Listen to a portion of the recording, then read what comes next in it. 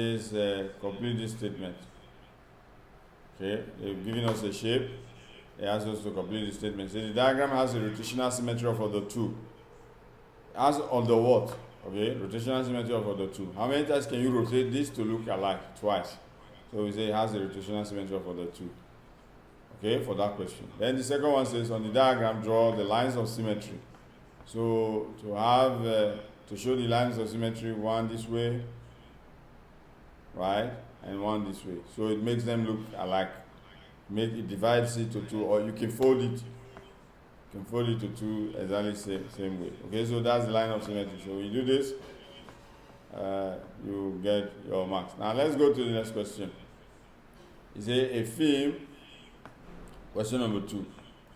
A film lasts for 2 hours 50 minutes. Now the film ends at 23:05, which they're using 2400 hours. The movie ends at 23:05, and find the time the film starts. So you got to count backward because the time it starts 23:0 is the time it ends. So to go back, you count 1 hour 50 minutes. So you get first 1 hour backward, you get 22:05. Count another 1 hour backward, you get 21:05, and then you subtract 50 minutes from this. So we end up at 20:50. Okay, so 20:50. 20:50 is 8 p.m., 15 minutes past 8 p.m. Okay, so that will be the time. Now let's go to the question number 3. We'll try as much as possible to be fast with this question. Question number 3. Okay, say they've given us a cuboid. You can see the cuboid, the height, the length, and the width of a cuboid. The length is 8 centimeters, the width is 3 centimeters, and the height is 5 centimeters. It's a find the total surface area of the cuboid. Okay, to find total surface area, TSA, we call it TSA. Total surface area is, because every face, there are 6 faces in a cuboid. The front face and the back face, which are exactly the same. The top face and the bottom face, which are exactly the same. The right side face and the left side face, which are exactly the same. So there are 3 distinct faces, but even though there are 6 faces, there are 3 distinct ones. Each one has a corresponding partner. So that's why we are multiplying by 2. So the 3 distinct faces are this face, length and width, length and height, and width and height. Let's show the length and width. The length and width is the top face. You say, so the length multiplied by the width. The length multiplied by the width. So you get the top face, which is same with the bottom face. So that's why we have 2 at the back that will multiply everything with 2. The next one is the length and the height. The length and height is the front face, this whole front face. So this length multiplied by this height. So you get the area of that front face. So because you are going to multiply by 2, it covers the one at the back. Then the next one is the side, which is the length and the width. The width and the height. So you say the width multiplied by the height, the right side and the left side. Okay, so there are 2. So everything multiplied by 2. So we start with the length and the width, which is the top cover. So you say length, which is 8, multiplied by 3, which is the width, plus the front cover, which is length times height. So you say length, which is 8, times the height, which is 5, plus the side, the right side, the length, which is the width, which is 3, and the height, which is 5. So you multiply. Everything multiplied by 5. So first of all, you multiply this and 8 times 3 we get 24. 8 times 5 we get 40. And 3 times 5 we get 50. So we add all this, we get 79. Multiply by 2, we get 158 centimeters squared. So that is the total surface area of the cuboid. Now let's go to question number 4. Question number 4, we say V equal to U minus 80 has been given to us as a concept, as a formula. V equals to U minus 9.8T. Now find the value of V when U is 4 and T is negative 7. U is 4, T is negative 7. So we just plug in the value. So we put 4 in place of U minus 9.8 multiplied by the value of T, which is negative 7. So we multiply by negative 7 for the place of T. So if you multiply this and this negative multiply become positive. So you get 0.6 plus 4, and everything will give you 72.6. So you get your 2 marks. Now let's go to question 5. Question 5 is indices. So you can see d raised to the power 8 divided by d raised to the power 3. So in indices, you take the d as ones and you subtract the power. So it becomes, since it's division, you subtract the power. It becomes 8 minus 2. D raised to the power 8 minus 2. It becomes d raised to the power 6. Is that okay? So we'll move on quickly. We'll go to question number 6. Question number 6 says, at the end of the day, a shopkeeper has 12 tins of cat food left. 12 of cat food left. This is 3 over 30 of the number he had at the beginning of the day. This is 3 over 30 of what he had at the beginning of the day. Calculate the number of things he had at the beginning of the day. So we don't know what he had at the beginning of the day. You just say 3 over 30 times whatever he had at the beginning of the day equal to whatever is left. Because it represents, this 12 represents 3 over 5 of the total.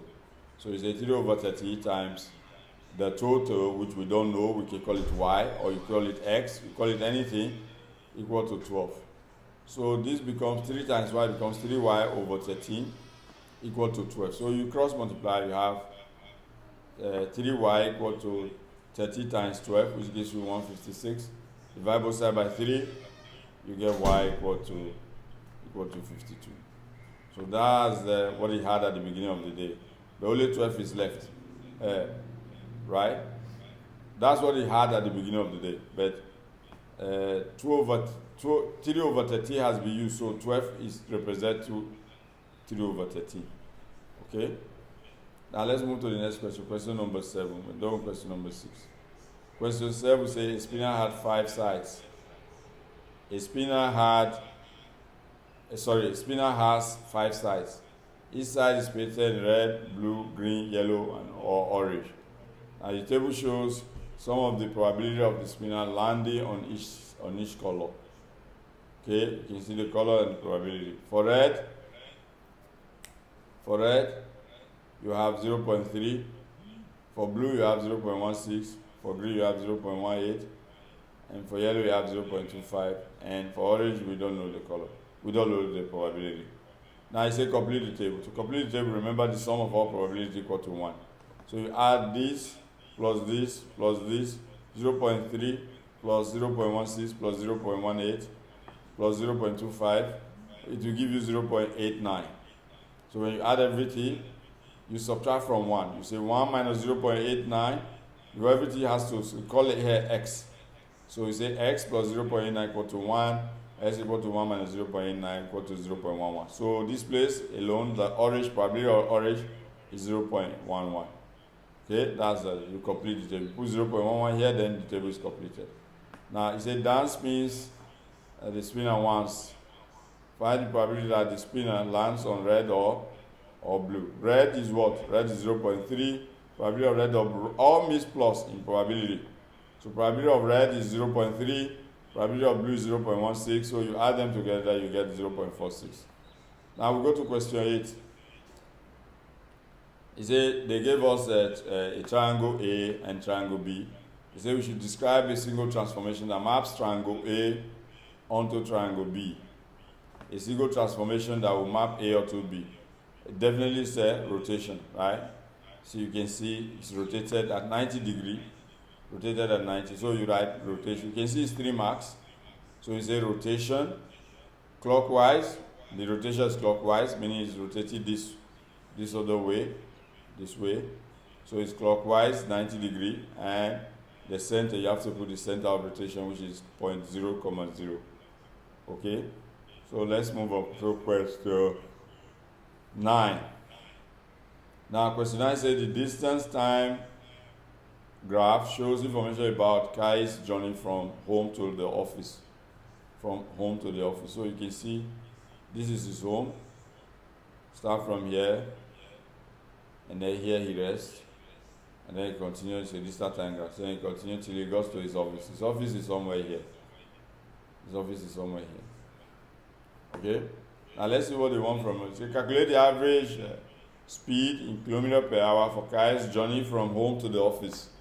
Okay, average speed is just the total distance over total time taken. So the total distance from home to office is 65 kilometers. Here is 60, here is 65. If you trace it to this place, it's 65, right? So 65 kilometers. This is the kilometer as the distance as is in kilometer. Then you trace it down, trace this one down to the horizontal side of the graph. You get what? It lands at 12. It doesn't mean you should write 12. You count how many hours is that. It started 10 a.m., 10 to 11, 1 hour, 11 to 12 is 2 hours. So you write it, time is 2 hours. So we're going to say 65 divided by 2 hours. 65 kilometers divided by 2 hours. This gives us 32.5 kilometers per hour. That's the speed, okay? So you get 2 marks if you're able to do that. Now let's go to the next question as fast as we can. Say when Kai arrives at the office, he finds his meeting is cancelled. He finds his meeting is cancelled. When he got to the office, he was rushing to the office, but he got to the office, his meeting was cancelled. He immediately returned home at a constant speed of 50 kilometers per hour. Constant speed of complete the distance time graph to show his return home. Okay, to return home, you know, where you stop, you continue back down this way.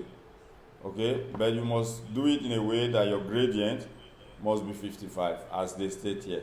Because this is the gradient. The speed represents the gradient in a distant time graph. Remember that. The speed represents the gradient. So you have to check from 12 to this place what time you need in order to get 55 as your gradient. Remember that the vertical side is already 65.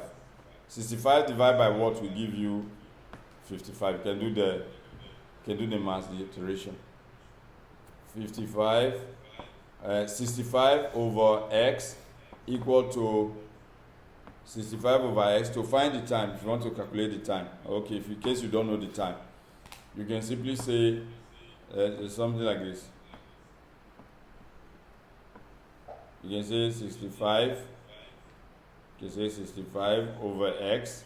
You know, if you divide by whatever, it is equal to 50. What was the gradient? 50 or 55? They say 50 or 55. 50? Let's say the question. 50. So equals to 50. And then you'll be able to know what time, how long it took. Okay? So if you cross multiply, you have 50 years. 50 years. So 65 divided by 50, what do you get? 65 divided by 50, what do you get? 1.3, right? Okay, so you need 1 hour. That 0.3, you can change it to, if you want to change to hour, you say 0.3 times 60. 0.3 times 60. So I will know how many minutes.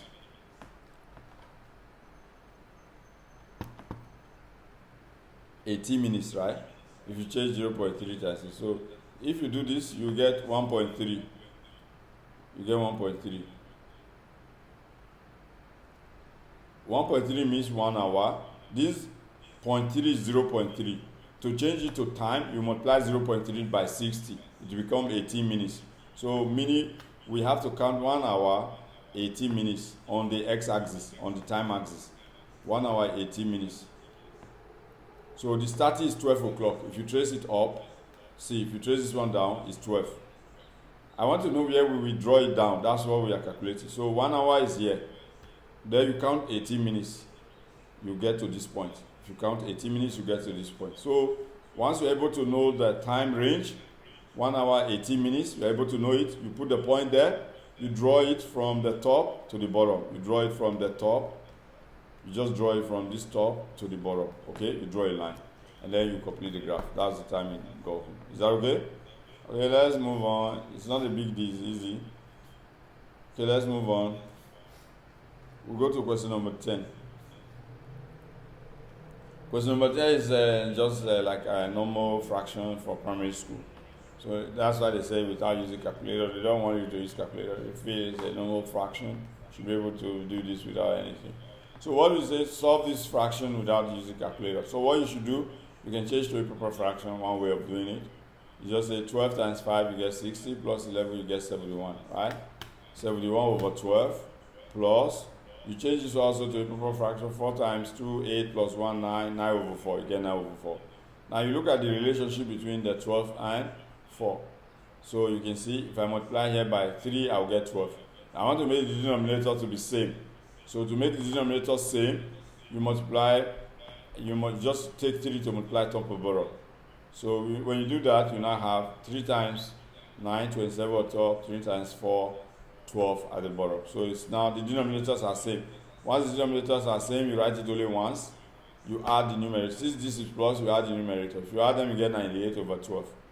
98 over 12. So if you simplify, you get 49 over, divide here by 2, divide here by 2, you get 49 over 6. And you put it in proper fraction and mixed numbers, you get 8 whole number. How many times 6 can go into 49? 8 times. Because 8 times 6 is 48. So you say 8 times. Then what remains? 1 all over 6. So you get 3 marks. As small as this t, as easy as it is, you get 3 marks for this. Now we'll go to question 11. Okay, to save time, we'll go to question 11. So they've given us universal set of A, B, E, G, L, M, O, R, T, Y. And they've given us set P, A, B, E, G, L, M. Okay, N, R. And then they've given us set Q, E, G, M, O, R, T, Y. Now they've drawn the Venn diagram for us. They asked us to complete the Venn diagram. So first of all, you have to do the intersect, P and Q. So you find what's common between P and Q intersect. E is common, G is common, and R is common. So those who are common, you put them here. The overlap, you put them in the overlap. Then whatever remains for A that didn't enter the overlap, you put them in P. Whatever remains for P that didn't enter the overlap, you put them here. A, B, and L. So you put them here. And then whatever remains for Q that didn't enter the overlap, you put the M, O, T, Y. You put them here. Okay, that job is done. You get your 2 marks for doing that. Okay, we move on to the next one. Is it complete the Venn diagram. They've given us the Venn diagram. They say we should shade the region A prime intersect B. A prime is anything that is in the universal set that is not in set A. But when it intersects, we would have shaded the whole thing, including outside. But because they say intersect, so we only consider relationship between A and B. So A prime, what is in the universal set that is not in set A, and then intersect B. So where it intersects with B, so the outside will not count because the outside does not intersect with B. So only here is what is in the universal set that is intersected with B. So you shade only this place. Is that okay? Only this space. B only. Call it B only.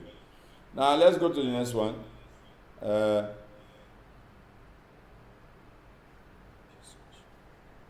Okay, we have question number 12. We'll be given the position vector of A is 5, 3. Position vector A 5, 3.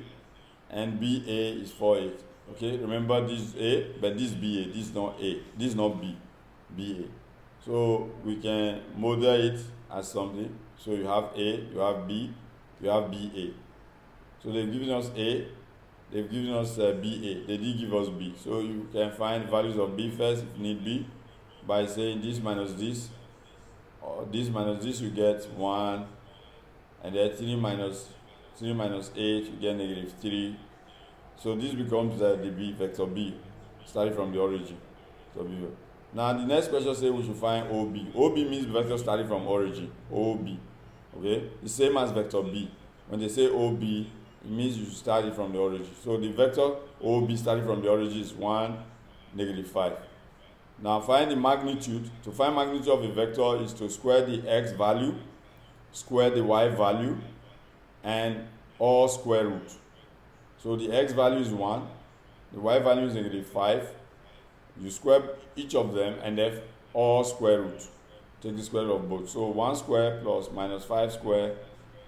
Minus 5 square is 25. 1 square is 1. You add them to get 26. Square root of 26, you get 5.1. So you get your 3 marks if you do that. You get your 3 marks also if you're able to do that. Is that okay? Now let's go to the next question. This one is just a calculator question. This one is just a calculator question. This is just a calculator question. Are you with me? So this one is just key calculator. Root 42, you get 6.48 plus 3 raised to power 0.4, you get 1.55. Then you add them, you get 8.05. You get 1 mark. It's easy. Now let's go to this question. This one is recurring decimal stuff. Write 0.581 as a fraction. So you can see there's dot on 8, there's dot on 1. Meaning 81, 81, 81 is repeating itself. So we start by saying let x equal to 0.581818181. 81 will keep repeating itself because there's dot in 8 on top of 8 and there's dot on top of 1. Now, since two digits are repeating themselves, I will say let x equal to this. I call it equation 1. So since two digits are repeating themselves, I'll multiply the left side with 100 because 100 has 2 zeros. I'll multiply the right side with 100. So when I do that, I will now subtract equation 1 from equation 2. So I will get, if I subtract 100x minus 1x, I will get 99x. If I subtract 58.181818 from 0.58181, I will get 57.6. Because there is decimal here, normally I'm not supposed to have decimal. So anytime you find decimal, you still have to multiply here by 10 and multiply here by 10. So if I multiply the left by 10, I'll get 990x equal to, if you multiply this one by 10, the decimal will vanish. It becomes 576. So to get the fraction, you say x equal to 576 over 990. So you simplify, you get 32 over 55. We move on. Now we go to question 15. Question 15 says, the number of trees in a forest is decreasing exponentially at a rate of 1.75% per year. Now, 11 years ago, there were 980 trees. 11 years ago, there were 980 trees. Calculate the number of trees in the forest now, number of trees they have now. So this is decreasing the amount. Here we use, so give your answer correct to the nearest integers. Okay, when you finish, correct to the nearest whole number. When they say integers, it means whole numbers. Okay, so this one we're going to use the compound interest formula. But a decreasing exponential means the compound interest will not use plus here, we use minus. Because if it's increasing exponentially, we use plus here.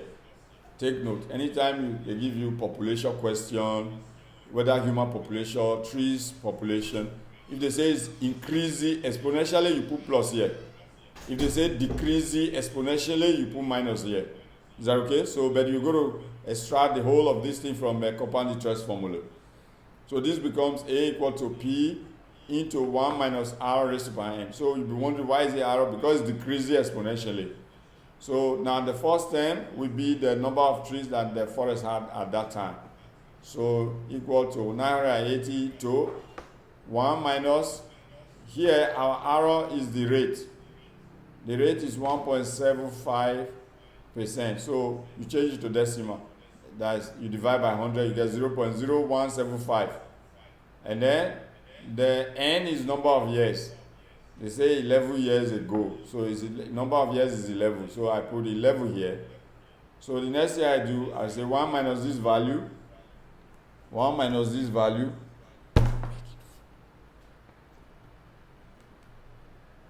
1 minus this value. You get 0.98.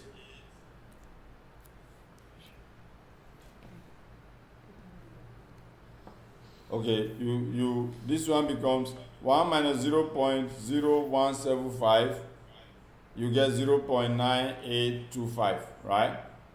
Then you raise it to power 11, you get 0.8234, blah, blah, blah. Then you multiply with 980, you get 807 approximately. So you get your 2 marks if you're able to do this. Okay? Now we go to the next question, question number 16. Question 16 says the volume of a cylinder is 1,970 centimeter cube.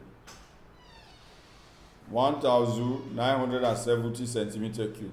The height of the cylinder is 12.8 centimeters. Calculate the radius of the cylinder. So we write the volume of cylinder is V equals to pi r square h. So you make r the subject. Just make r. First you divide both sides by pi h.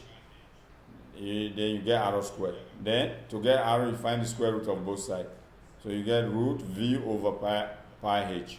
So you substitute your value, 19, the volume is 1970 divided by the value of pi, which they told us at the beginning of the work. We should use 3.142 times the height they gave us 12.8. So you evaluate this and you get 7.0 centimeter. So you're able to do this as easy as it is, you get 3 marks. Now let's go to question 17. Question 17 says, rearrange the formula to make m the subject. So to make m the subject, what I will do, we will cross multiply first. And then we expand, and then we collect like terms. So you can see cross multiply, expand, collect like terms. So arrow times m, I'll get arrow m here, equal to, because if you cross multiply, then you face this way. 2 times m, you have 2m. 2 times negative k, you have minus 2k. Then the next thing, you have to bring all m together, because they say we should make m the subject. Since they say we should make m the subject, bring all the m to one side. So bring this m this way, or bring this one this way. So I bring minus 2k this way, become plus 2k. And then I bring rm this way, become minus rm. So I factorize. Next step is to factorize. Because I must factorize m out, because we are looking for m. We want to make it 1m instead of 2m. To do that is to factorize this. So if we factorize, m will go out. I will have what is left here 2, what is left here arrow. So I have m outside, open bracket, 2 minus arrow. Close bracket equal to 2k. So after the next step is to divide both sides by 2 minus r. So divide the left side by 2 minus r, divide the right side by 2 minus r. These 2 minus r on the left cancel out 2 minus r on the right. So and at the top and bottom they cancel each other. Then what is left is 2k over 2 minus r. That becomes your answer. You come here, you say 2k over 2 minus r. You get 4 marks for doing this. Okay? Now let's move to the next question. Question number 18. It says, y is inversely proportional to the cube root of x plus 5. Okay?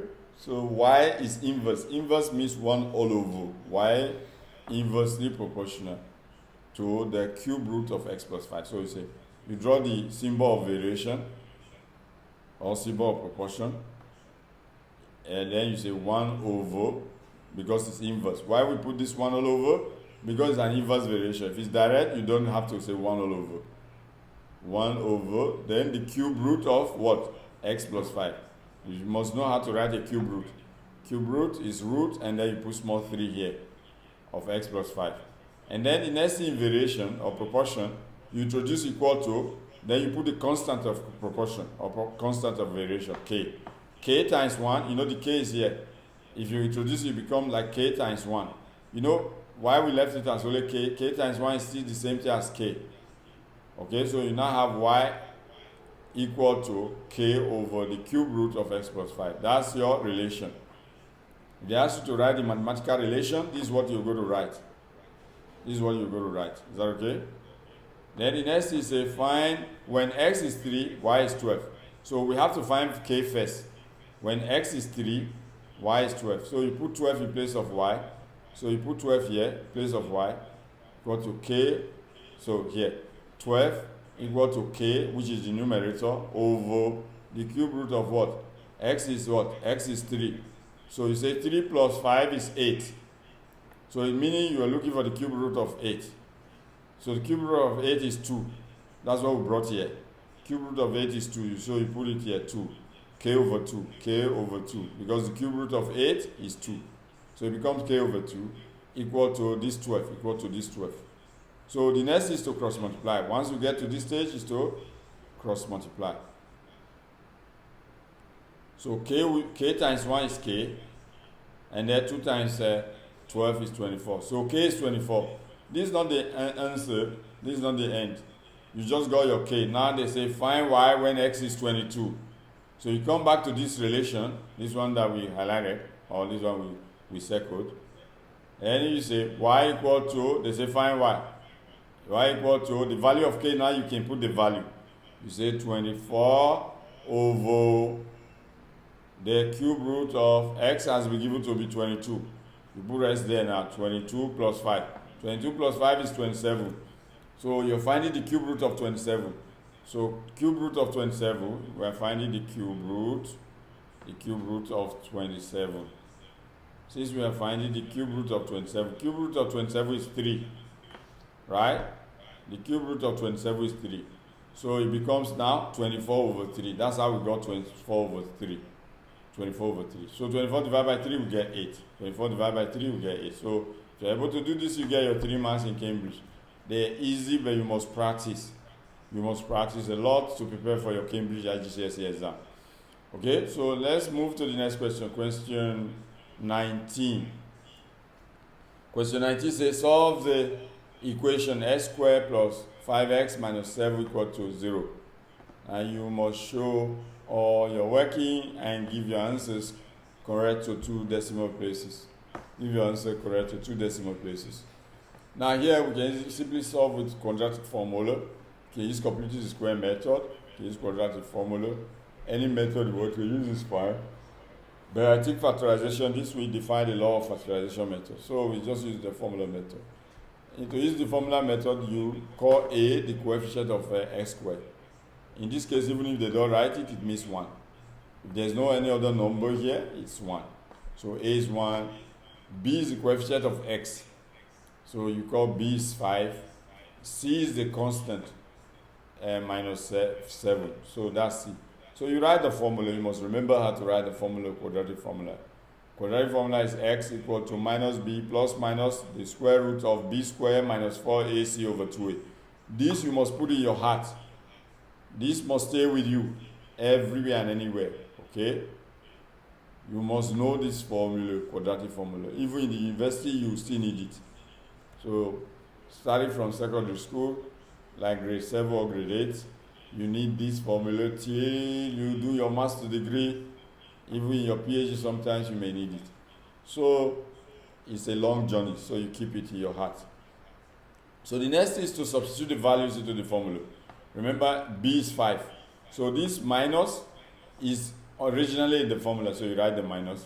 If this 5 was minus 5, meaning I'm going to write 2 minus. If this was negative 5x, this b would have been negative 5. Many students, this is where they make mistake.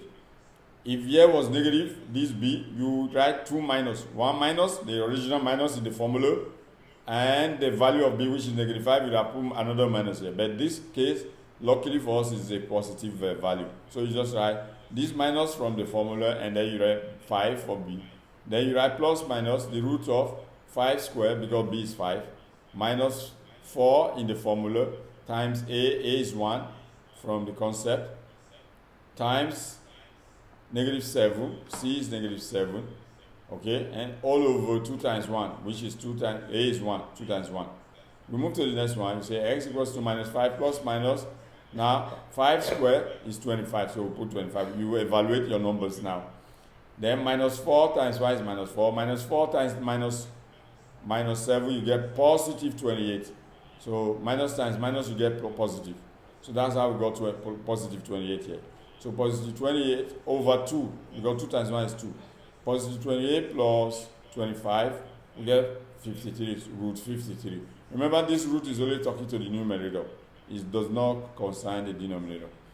And then we find root 53, and because you're supposed to get 2 answers, you say you take minus 5, you use plus for one case, and use minus in another case. Minus 5 plus the value you got for root 53, which is the square root of 53, which is 7.28. Okay, minus 5 plus 7.28 over 2, you get 2.2. Minus 5 plus this, you get 2.2. Divide by 2, you're going to get 1.14. The second case, or minus 5 minus, you know it's plus minus. So in one case you use plus, in another case you use minus. Minus 5 minus 7.28 over 2, you get minus 12. If you do this numerator, you get minus 12.28. Divided by 2, you get minus 6.14. So these are your 2 answers. If you're able to do this, you get whole 4 marks. Okay, please pause this video and watch it and take one problem and solve it yourself before you move ahead. Now let's go to question number 20. Question number 20 is function. It's about function. Now let's take a look. Say f of x is 6x minus 7 and g of x is equals to x raised to the power minus 3. Find f of x plus 2. Give your answer in the simplest form. Now f of x plus 2 equal to what it means. Anywhere you see f of x, anywhere you see x, you're going to replace it with x plus 2. You're going to replace this x with x plus 2. So here you say 6 into, you open a bracket, x plus 2, you close the bracket, then minus 7, minus this 7. Then you simplify by expanding. You say 6 times x, you get 6x. 6 times 2, you get 12, then minus 7. 12 minus 7 gives us 5. You get 6x plus 5. So if you're able to do this, you get your 2 marks. Now the next one is find the inverse of x. Okay, the inverse, you say let this whole concept equal to y. F of x equal to y. So you now rewrite it. You say y equal to 6x minus 7. You write it here. Y equal to 6x minus 7. The first step is to extrapolate. Change their position as interchange. Bring x, bring here. Y, bring here. You interchange their position. So it becomes x equal to 6y minus 7. The next thing, make y the subject. After you interchange their position, the next thing is to make y the subject. So to make y the subject, bring 7 to go and meet x. If it goes there, become positive. Become x plus 6. Then to find y, you divide both sides by 6 for y to be alone. So you now have x plus 7 over 6. And if you're able to do that, you get 2 marks. You get these 2 marks. Okay, let's move on to the next one. Find x when g of x equals to f22. G of x, first of all, let's find f22. Okay, then we now equate to g of x. So f22 equal to what? Replace anywhere x is, replace it with 22. Instead of say 6x minus 7, say 6 into 22 minus 7. 6 times 22 minus 7, everything gives us 125. Then we now equate it to g of x. G of x equal to x raised to the power minus 3. Then you equate it to our f of 22, which is 125. So here, x to the power of negative 3, you raise this one, it becomes 5 to the power of 3. But because we are looking for x, this will be like minus. So minus means 1 all over in this regard. So it becomes 1 all over 5. Because this is supposed to stand for x. This one. Supposed to stand for x. Supposed to stand for x. But however, this numerator are supposed to be exactly same. So to make it exactly same, this one become 1 all over x. This one will become 1 over x. For this to be 3, this one has to be 1 all over x. Or x raised to the power minus 1. Okay, this one has to be 1 all over x. For this one to be 3. Because this one is 3. The power has to be same. So this one also has to be 1 all over 5. So it means x will be 1 all over 5. If you're able to do this, you get your 5 marks. Your 2 marks. If you're able to do this, you get your 2 marks. Which is a great thing to do. Now let's move on to the next question. Question number 21. Question 21, they say we should supply. This is an algebraic fraction. We have 2x squared plus 5x minus 12 over 4x squared minus 9. So you'll be simplifying both numerator and denominator simultaneously. So for the numerator, you can see the x has a number. Coefficient of x is 2. Coefficient of x squared is 2. So you're going to take these 2 to multiply this negative 12. You get negative 24.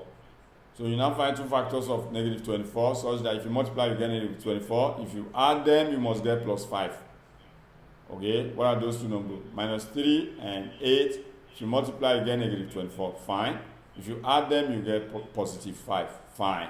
So that becomes our factor. So we're going to replace this middle term with minus 3x and plus 8x. Okay. While we're doing that, we want to have 4 terms. Now it's 3 terms. We cannot group easily. Group of 2, 2. So we replace this one and make it 4 times so that we can group them 2, 2. So you do that, you have 2x squared plus 8x minus 3x. So I write it plus 8x first because it's easy to factorize 2 and 8. And minus 3x, I group it with 12 because it's easy to factorize 12 and 3. Minus 3x, because here is minus 3x minus 12. These two, you can notice we must put x, okay, because it's 5x. You want to make it same like, because 8x minus 3x is same as 5x. It's just a logic. It's the same 5x. Whatever you wrote here is same as 5x. It's just a logic to be able to. Then the bottom is difference of 2 squared. 4 means 2 raised to power 2, s squared, and minus 3. 9 means 3 squared. So this one, since they are both square, you group them together, it becomes 2s squared, both of them square. Okay? And then minus 3 squared. So you put them together like this. See? Put them together like this. 2x both square minus 3 squared. Now here, after you group this, and then group this and this. Then you factorize the numerator. What's common between 2x squared plus 8x? 2x is common, you bring it out. What remains when you, it's like you're dividing. If you divide 2x squared by 2x, you get only x left. So you write it here. Plus 8s divided by 2s, you get 4. Because the s would have cancelled the x. And 8 divided by 4, you get 8 divided by 2, you get 4. So that's how you get 4 here. Minus, what's common here? Minus is here in both, so you bring the minus out. What else is common? 3. 3 can go here, 3 can go to 12. So you bring 3 out. Well, if you take minus 3 out here, only x will remain here. And if you take minus 3 out here, only 4 will remain here. These two brackets must be same. When they are same, you write them only once. And the two outside, these two outside, put them together in one bracket. Okay, plus the s plus 4. I say write only once. Okay, over the denominator, which is, now for difference of 2 square, you write 2x minus 3 in one bracket, and you write 2x plus 3 in another bracket. That's how to evaluate this one, this difference of 2 squared.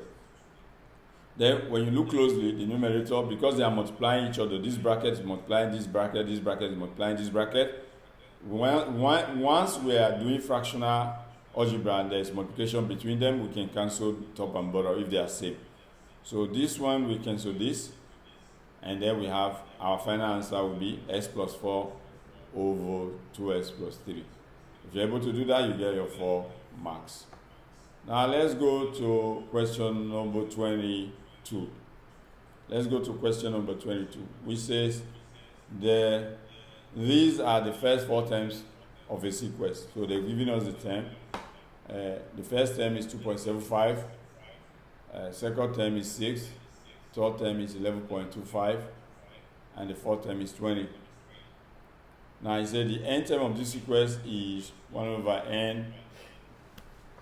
The n term of this sequence is 1 over 4 n to the power of 3 plus a n squared plus b n.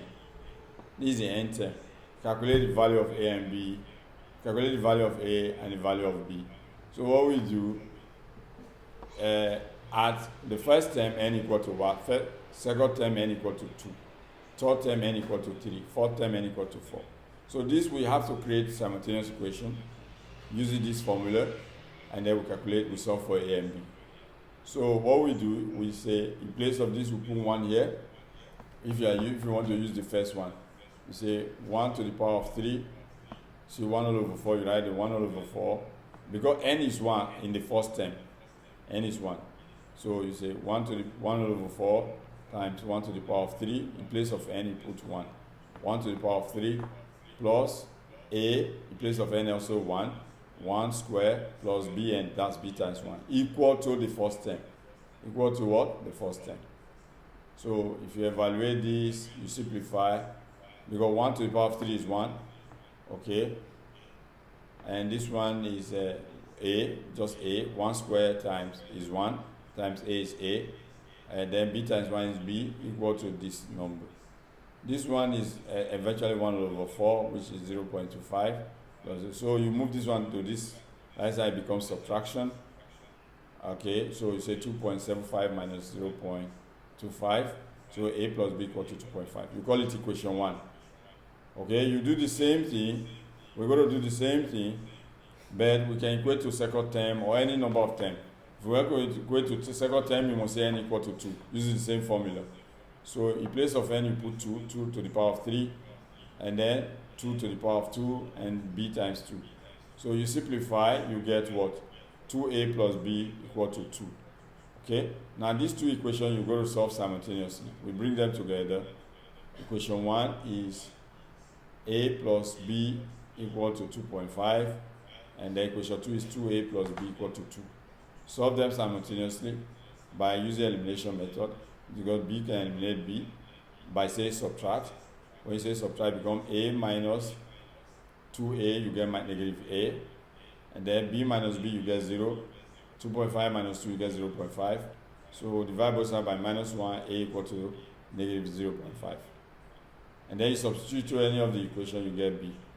So a plus b equal to 2.5. Since you got the value of a, you put it here, negative 0.5 plus b equal to 2.5. Bring it this way, it become positive. B equals to 2.5 plus 0.5, you get 3. B is 3. So it's either you write as decimal, you write 1 all over 2, negative 1 all over 2, or negative 0.5. And then the b is 3.